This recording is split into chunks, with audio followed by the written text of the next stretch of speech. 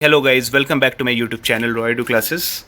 सो guys, जैसे कि मैंने आपको बताया था कल चैप्टर 3 आपको पूरा समझाया था about the motions of the अर्थ। तो आई गेस आपको ये चैप्टर बहुत अच्छे से क्लियर हो गया होगा, समझ आ गया होगा।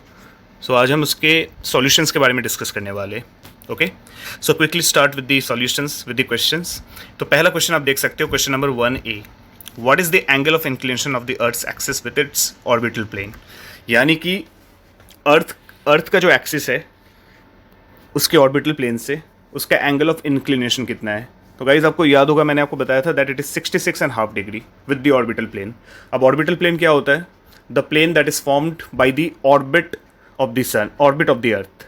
ठीक है, एंड जो टिल्टेड पोजीशन होता है अर्थ के एक्सिस का, उसको इंक्लिनेशन कहते हैं। ये देखो यहाँ पे लिखा हुआ है, the tilted position of the earth axis is called the inclination. And ये जो 66.5 डिग्री है, दिस इज द आंसर।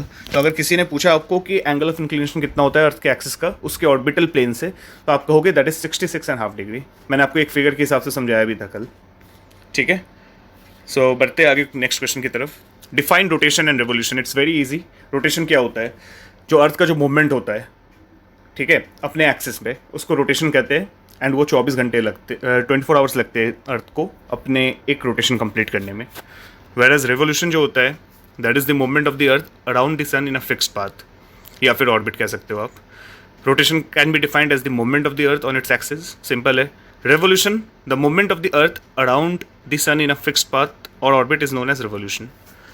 तो सन जब अर्थ जब अपने फिक्स एक्सिस या फिर ऑर्बिट में अपने फिक्स पाथ में मूव कर रहा होता है, तो उसको कहते हैं रेवोल्यूशन, जब सन के अराउंड मूव करता है। एंड रेवोल्यूशन कितना कितना टाइम लगता है एक रेवोल्यूशन कंप्लीट करने में अर्थ को? 365 डेज। Actually it's 365 1/4 days. तो कल इसका मैंने कॉन्सेप्ट बताया था आपको, जिससे कि लीप ईयर होता है। तो 1/4 को यहाँ पे नॉर्मली हम नेग्लेक्ट करते हैं एंड वी रफली टेक इट एज 365 डेज, यानी कि 1 ईयर।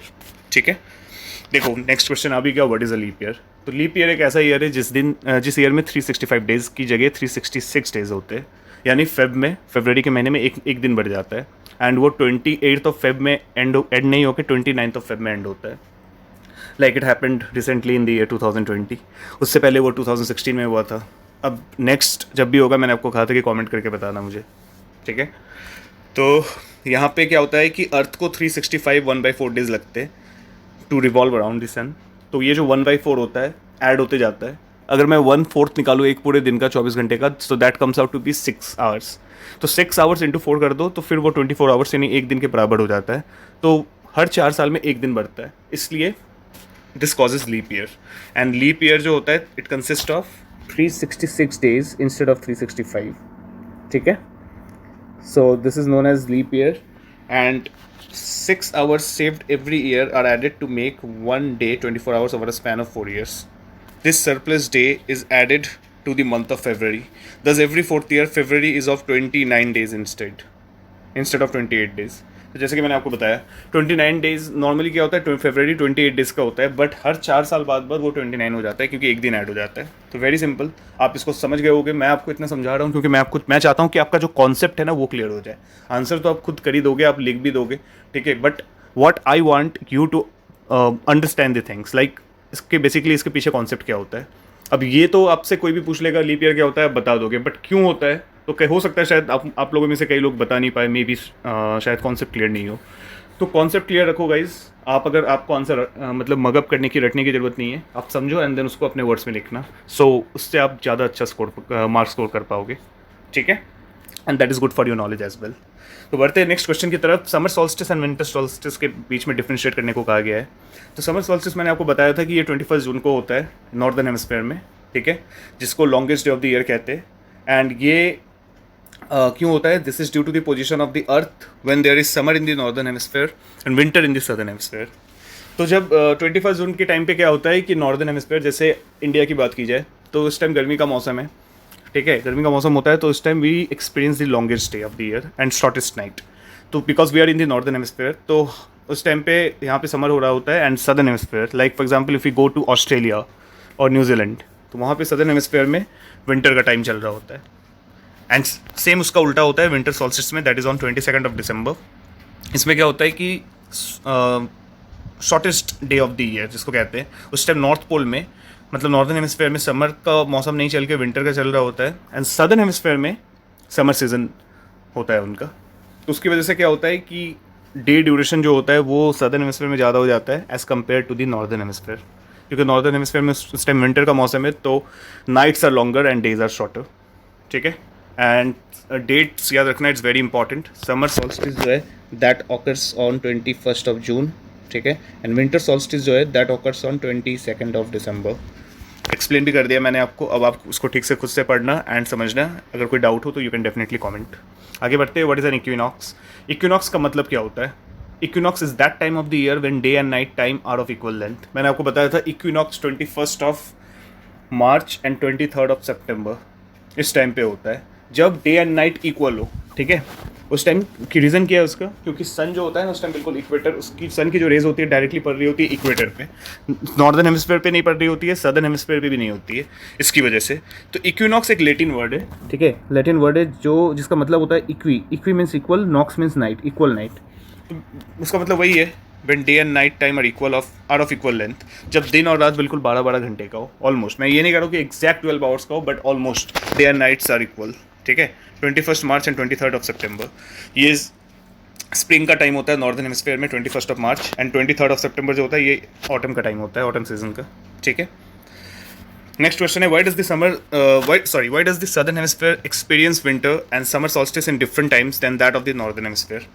इसका भी मैंने आपको बताया था कि सदर्न हेमिस्फीयर का जो विंटर और समर सॉल्स्टिस होता है वो अलग क्यों होता है नॉर्दर्न हेमिस्फीयर से। ये just because of the revolution of the अर्थ। जब अर्थ अपने एक्सिस पर रिवॉल्व कर रहा हो, ठीक है, तो उसमें क्या होता है कि सदर्न हेमिस्फीयर को डायरेक्ट सनलाइट मिलता है इन the month of December, and northern hemisphere उस टाइम पे इट्स अवे फ्रॉम द सन, और उसको सनलाइट कम मिल रही होती है। तो उसमें क्या होता है, इसकी वजह से समर सॉल्स्टिस में in the month of December southern hemisphere में क्या होता है, इट रिसीव्स डायरेक्ट सनलाइट, तो ऑब्वियसली वहाँ पे समर का सीजन होता है, एंड नॉर्दर्न हेमिस्फीयर में it's away and receives less sunlight, तो वहाँ पे विंटर चल रहा होता है। तो since a large portion of the southern hemisphere faces the sun, it experiences summer solstice, ठीक है, while the other half away from the sun experiences winter solstice. इसका मतलब क्या है? जरूरी नहीं है कि 21st जून है तो समर सॉल्स्टिस उस टाइम ही होगा। उस टाइम पे नॉर्दर्न हेमिस्फीयर में समर सॉल्स्टिस चल रहा होता है एंड सदर्न हेमिस्फीयर में इट्स विंटर सॉल्स्टिस, एंड उसका ठीक उल्टा होता है जब नॉर्दर्न हेमिस्फीयर में विंटर सॉल्स्टिस चल रहा होता है एंड सदर्न हेमिस्फीयर में समर सॉल्स्टिस। ठीक है, just because of the revolution of the earth on its axis. तो आई गेस ये आपको समझ आ गया होगा। तो आगे बढ़ते हैं, why do the poles experience about 6 months day and 6 months night. अब मैंने आपको बताया था गाइज कि जो पोलर एरियाज होते हैं ना, नॉर्थ पोल हो या चाहे वो साउथ पोल हो, वहाँ पे 6 महीने कंटिन्यूस डे टाइम होता है एंड 6 महीने कंटिन्यूस नाइट टाइम होता है। This is because of the inclination of the earth. ठीक है, दोनों पोल्स जो होते हैं, चाहे वो नॉर्थ पोल हो चाहे साउथ पोल हो, they experiences day for 6 months and night for 6 months। The pole that is tilted towards the sun receives sunlight continuously for 6 months, and the pole away from the sun experiences night for 6 months. और for example मान लो north pole की बात करते हैं, तो जब हमारे यहाँ पे नॉर्थन हेमिस्फीयर में समर का टाइम चल रहा होता है, जैसे कि अभी चल रहा है, तो अभी आप जाओगे अगर नॉर्थ पोल में, ठीक है, तो मैं आपको जाने के लिए नहीं कह रहा हूँ, बट फॉर एग्जाम्पल अगर मैं नॉर्थ पोल की बात करूँ तो यहाँ पे अभी sun it is receiving the direct sunlight, तो वहाँ पे अभी 6 महीने बिल्कुल गर्मी का मौसम होगा। हालांकि वहाँ पे गर्मी तो होती नहीं है, इट्स वेरी कोल्ड, बट हाँ कंटिन्यूसली 6 महीने के लिए day light it will be receiving. तो 6 महीने के लिए कंटिन्यूसली दिन होता है वहाँ पे रात होती नहीं है। अब क्या होगा, जब 6 महीने बाद जब ये चेंज होगा, ठीक है, तो उस टाइम पे यही चीज़ साउथ पोल में हो रहा होगा, क्योंकि अभी अगर आप साउथ पोल में जाओ तो वहाँ पे 6 महीने के लिए कंटिन्यूस रात है, बिल्कुल अंधेरा रात का टाइम है वहाँ पे। ठीक है, वहाँ पे 6 महीने के लिए अभी दिन नहीं होने वाला।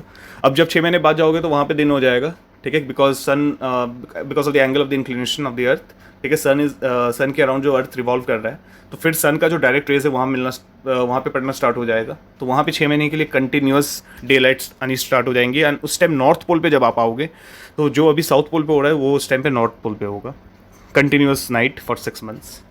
तो दिस इज द रीज़न। अगर किसी ने पूछा आपसे या फिर एग्जाम में क्वेश्चन आ रहा है दैट पोलर रीजन्स में continuous 6 months day and 6 months night क्यों होता है, तो सिंपल आंसर है, it's due to the inclination of the earth.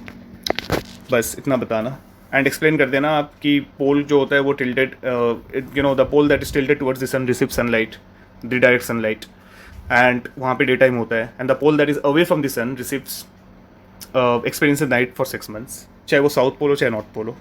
Okay, आगे बढ़ते हैं, take the correct answer. The movement of the earth around the sun is known as, ये तो आपको पता ही है, बहुत ईजी है, कोई भी बता देगा।